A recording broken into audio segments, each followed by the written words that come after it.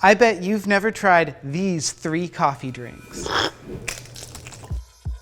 Starting off with the Swedish Egg Coffee. Despite its name, this drink actually comes from the American Midwest. From the mid to late 1800s, Scandinavian immigrants created this style because consistent coffee filters weren't always available. It's also been called church basement coffee and is a variation on cowboy coffee. In cowboy coffee, grounds are boiled directly in water, which often over-extracts and produces bitter flavors. By mixing ground coffee with a whole egg, the proteins from the egg and the minerals from the shell clarify the bitter and intense flavors that normally happen when you're boiling coffee. Today, this method is most enjoyed for the process and nostalgia. Many people remember parents and grandparents serving it and appreciate the richness and clarity that make this brewing method so unique. You might have guessed, but the central element of this drink is the egg. Different styles of this exist. Some folks just use the egg whites, some use egg whites and yolks.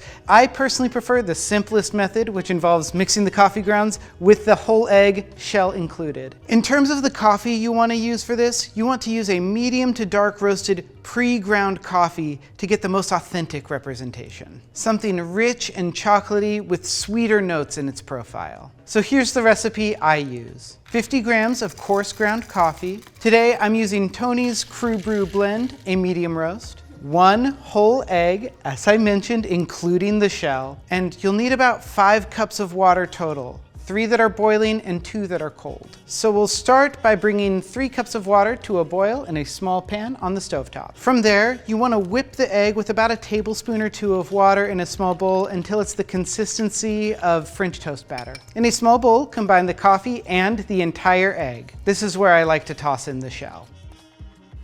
Once the water is boiling, we are going to dump that mixture right into the water. Adjust the heat to keep it from boiling over. We're gonna let that boil for about a minute or 2 before adding our cold water. Finally, pour the coffee through a small strainer to catch any remaining grounds, although most should have sunk to the bottom of the pot. Immediately, I'm sort of drawn to like the lightness of the expression of this coffee. Being that like more medium roast profile, I typically expect a darker tone to it. My fear with this one is that it would taste sulfury and eggy, and what I'm left with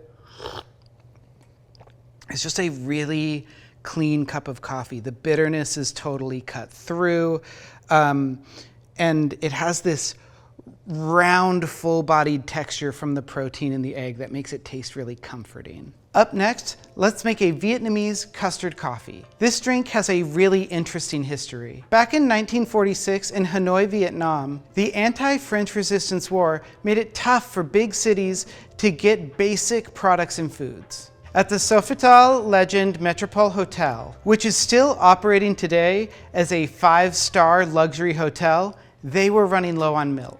An inventive bartender named Nguyen Giang experimented to make a creamy coffee drink like a café au lait. He turned to egg yolk, which is naturally creamy and when frothed, creates a pleasant foam. To his surprise, the egg yolk paired perfectly with coffee and sweetened condensed milk, which is a staple in Vietnam, used in everything from yogurt and bread to smoothies and iced coffee. This drink eventually became so popular that Nguyen Giang eventually opened up his own coffee shop, Café Giang. Today, run by his son, the cafe still serves egg coffee with a unique twist. The recipe remains a closely guarded secret and remains one of the most famous coffee spots in Hanoi. The central elements of this drink are the egg custard made from egg yolk and condensed milk, and the coffee itself. For the coffee, Robusta beans are strongly recommended for their nutty flavor and intensity to balance the sweetness. You can also experiment with rich, full-bodied Indonesian coffee. And while the traditional fin filter is ideal for this method,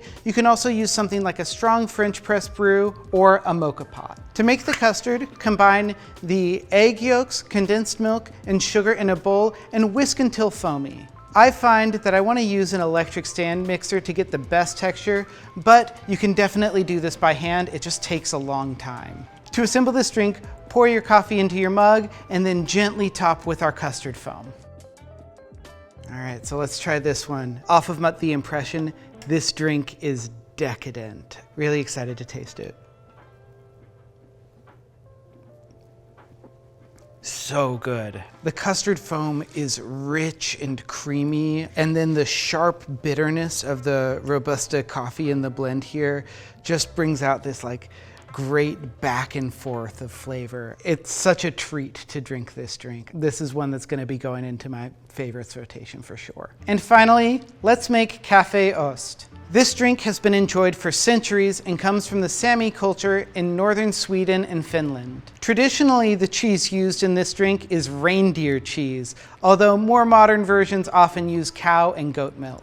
The origin of this drink is thought to have originated tied to the purity of water from this region, which was so pure it could lead to sodium deficiencies. Adding cheese to the coffee helped maintain health. Today, it's a warm, savory, comforting beverage that is both satisfying and unique.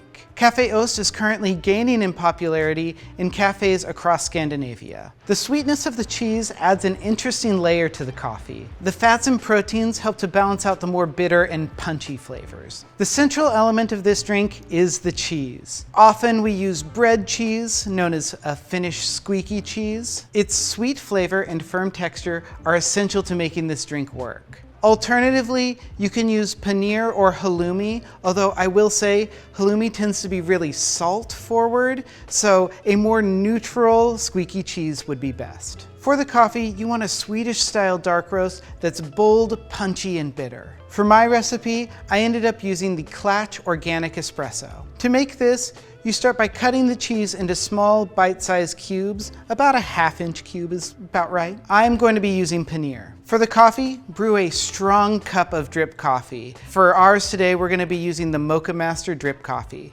Add the cubes of cheese to your mug and pour the coffee over top. Let it sit for a minute or two and then enjoy. Let's try this out. It's so smooth. This coffee has a bitter edge to it that with the cheese in here in Brewing, it cuts through all of that extra bitterness, so I'm just left with this chocolatey, pleasant profile. There's also like this fatty richness that's showing up in the coffee that makes it feel really hearty and comforting. And then of course, part of the fun here, trying the cheese. It just turns a really fun color. I like the brown coloring it picks up from the coffee. That's so good. The cheese sort of picks up this cheesecakey-like texture with a coffee note throughout. It's balanced and chewy and just feels really comforting. Yeah, this is really fun. Have you heard of any of these drinks? I had a lot of fun learning about these drinks and making them for us today. Definitely drop your lesser known coffee drinks in the comments so I can make a part 2.